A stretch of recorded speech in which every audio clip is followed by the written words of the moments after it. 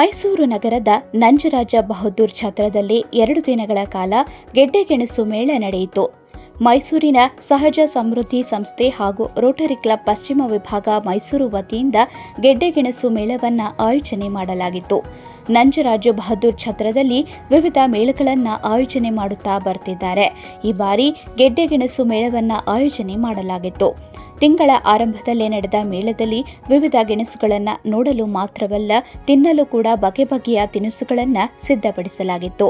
ಈ ಕುರಿತ ಒಂದು ವರದಿ ಇಲ್ಲಿದೆ.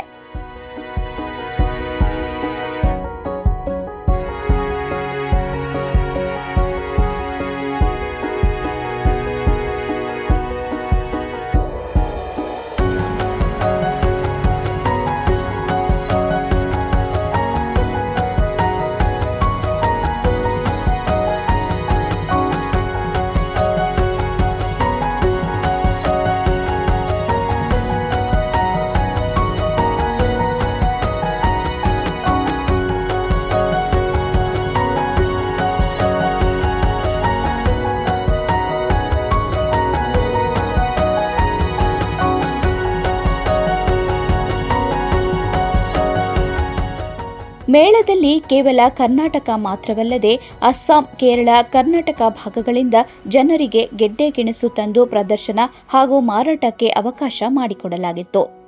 ಜನರು ಎಲ್ಲೂ ನೋಡಲು ಸಾಧ್ಯವಾಗಿರದ ಗೆಣಸುಗಳನ್ನು ಇಲ್ಲಿ ಪ್ರದರ್ಶನಕ್ಕೆ ಇಡಲಾಗಿತ್ತು.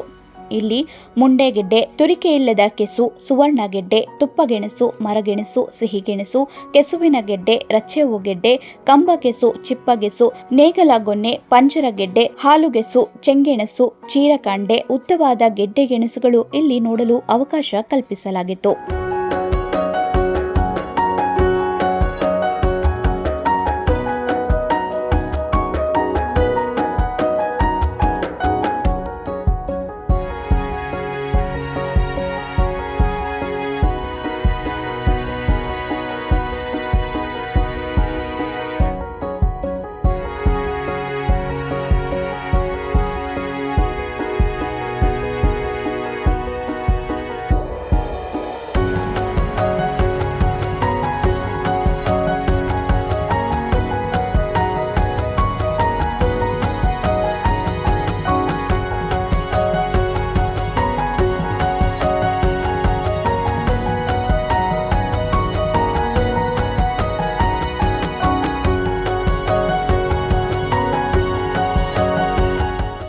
ಇನ್ನು ಮೇಳದಲ್ಲಿ ಕೇವಲ 50 ರೂಪಾಯಿ ಪ್ರಾರಂಭವಾಗಿ 1000 ರೂಪಾಯಿವರೆಗೂ ಇಲ್ಲಿ ಗೆಡ್ಡೆಗೆಣಸು ಮಾರಾಟ ಮಾಡಲಾಗಿತ್ತು.